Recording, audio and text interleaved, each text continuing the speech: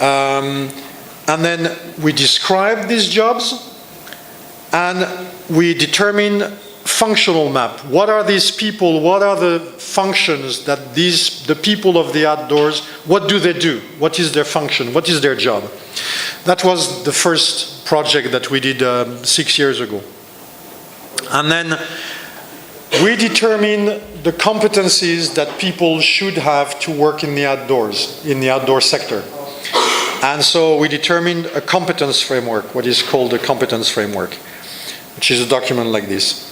We then positioned it at an EQF level, like if you are doing a bachelor, some of you do bachelor here, bachelor is EQF 6. So we determined an EQF level, and then once we've done that, we worked on the learning outcomes that people like you should possess if they want to join the outdoor sector.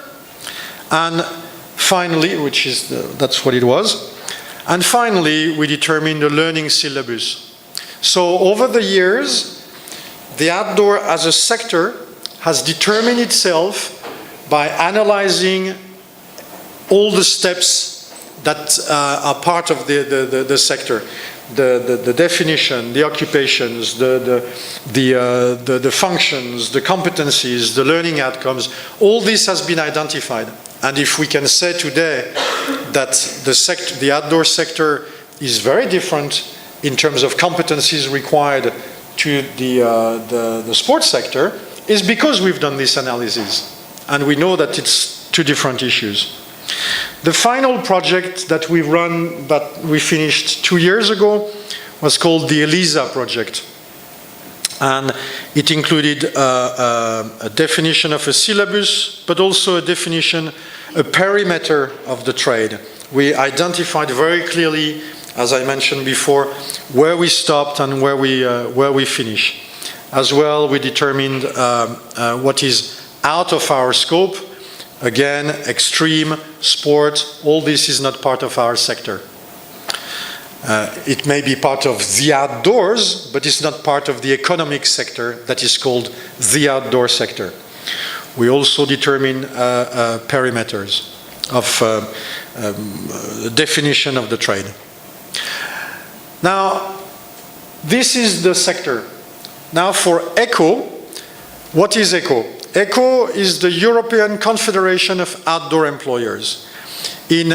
Throughout Europe, there are all sorts of companies that do horse riding, scuba diving, rafting, you know these sort of activities. And they are run by companies. And these companies are members of national organizations. Now, as you can see, we don't deal with clubs, we don't deal with not-for-profit, we deal with commercial companies with employees. We pay tax, we pay VAT, that's us. The clubs, we know they exist. We don't have anything to do with the clubs. The outdoor sector doesn't deal with clubs, with not-for-profit, with volunteers. We don't deal with this. So the companies, most of them are small companies. They're regrouped at national level into organizations. And it's these organizations, you may know in Portugal, for instance, they're called ICATOS. You may know of them. In Spain, it's called ANETA. In France, it's France Plein Air. In Belgium, it's BFNO. In Greece, it's ATOA. And our job of ECO has been to regroup these organizations to be representative at EU level in Brussels with the Commission. And so we have created this organization, ECO, and the members are these national organizations. So within ECO, the maximum number that we can have of members is 28. And when Britain is gone, that's 27, after the 29th of March 2019. So we are a confederation. Our president is from Belgium, the treasurer is from Holland, and France is the secretary. Now, ECO, what do we do? The external organization of ECO. We, through the national unions that I mentioned, we may deal with national organizations or government, but only if the members ask us. Normally, if there is something in Portugal, it's ICATOS that deals with it. Now, very often they ask us, we come to Portugal or to other member states, and we help them on certain issues if they ask. Most of our job is to deal with the EU at European level. We are part of working groups, we are part of EU projects, we work with DG Employment, with DG Grow, with DG Sanco, with the various directorate generals, either because they've got projects and about the outdoors and they ask us what we think, so we intervene with these people. But also we create our own projects to develop certain issues. You've got projects that have been presented. We do the same. We use these projects to get the word round. In order to be, when you arrive at the EU level, if you only represent 3 or 4 member states, they're not going to listen to you. In order to be listened to by the EU, you need to be at least 9 or 10 member states. And you need to represent a trade. I was saying last night, if you arrive in Brussels and you say, I represent the car manufacturers, and I sell, we represent people who sell the steering wheel and the engine. They're going to say, no, we want to see the trade that represents the whole, everything in the car. You can't just be small part. So in order to be stronger, we formed the outdoor sector. We have formed an alliance with the fitness sector, because the fitness is very similar to us. In the fitness industry, there is an animator, an instructor, a leader, whatever you want to call, a client. There are tools in between. There is an environment, and there is management. Fitness is very similar to the outdoors. So together with Europe Active, which is the representative of the fitness, we have formed an active leisure alliance. And for the EU, we are known as the active leisure sector. And in the active leisure sector, there is the outdoor sector and the fitness sector. We've got our own lives, but very often we get together, and if there is a meeting, the fitness goes because we can't go, we go because the fitness can't go. Sometimes we go together, but active leisure is, and we're getting now known by the Commission as active leisure. We've run recently 2 different projects. One is called CCAF, where we dealt with issues like European Qualification Framework. I don't know if that rings the bell. It may be a bit technical for, I don't know if you know about these things. The EQF is a way to level the qualifications. And we worked over the last 2 years on CCAF. And now we've launched a new project called Blueprint. And Blueprint will deal again with qualification shortage, with skills, with anticipation on what the EU will have to go through in the coming years. We've got, there is a particular difficulty in the EU, is that the difference between the job seekers and the job offers is about 20 million people. There are 20 million of jobs in the EU where nobody applies. The employers can't find the employees. And the employees who've got the competencies, they can't find the employers.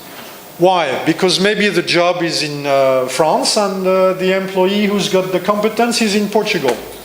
So they don't know, and that's a big problem.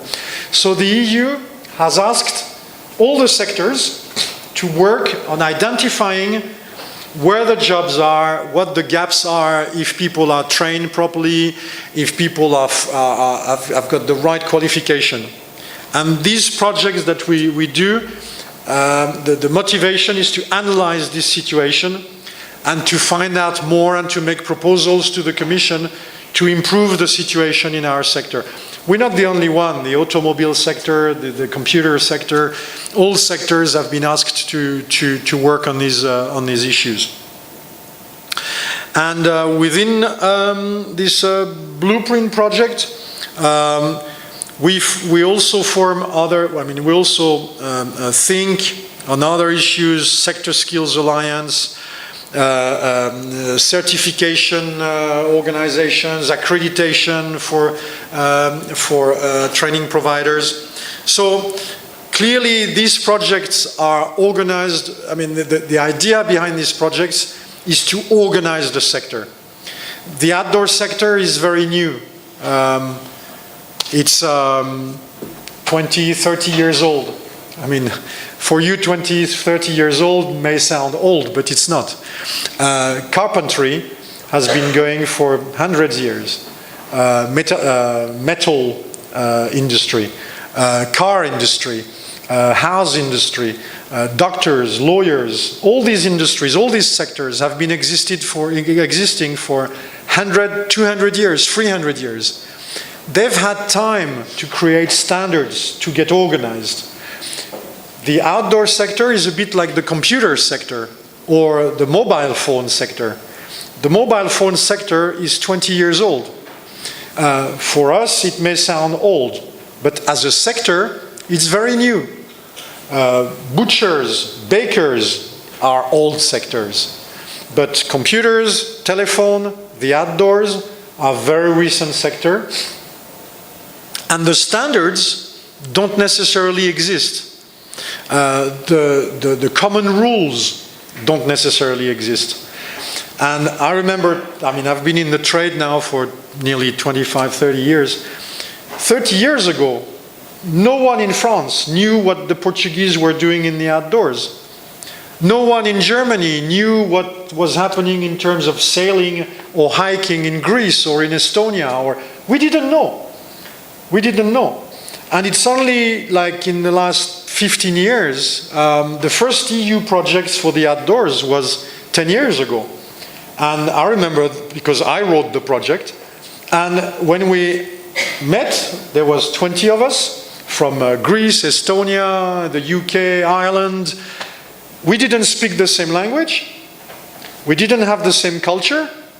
We didn't know what we were doing. And some of the meetings were just crazy because the trade was so new. Everyone was discovering. And everyone was fearing from the other, saying, "Ooh, can the Spanish do canyon? Can the Spanish do bicycling? Can they do skiing? Can the British? Can the Belgian?" We don't know. So we had to talk a lot with each other to try to understand each other because we didn't know the words.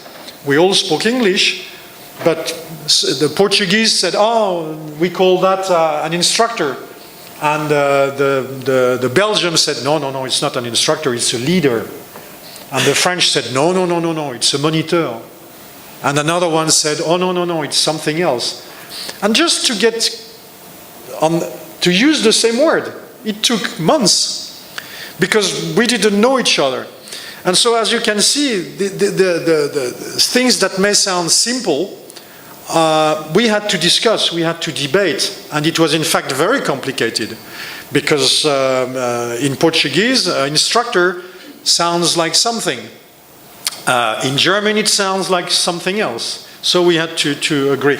But as you can see, when you build a sector, it's extremely long and difficult, and there is a lot of work to be done because, again, the sector is very new and very recent.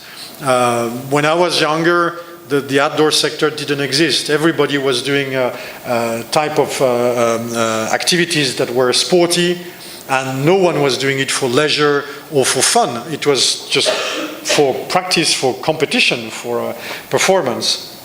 So it's difficult to organize the sector. And it's very long. Now, Again, there is steps and stages in this organization together, with the fitness. And the latest projects, whether it's SICA for, to go back to this project, SICA for blueprints, the key issue is to identify the qualifications, the skills, the competencies, and to organize the sector.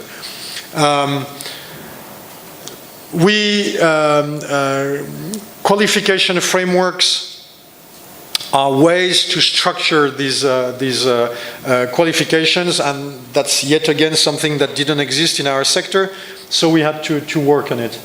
To show you a bit about how complex it is to organize a sector, at the end of CCAF project, we made a little movie, a little video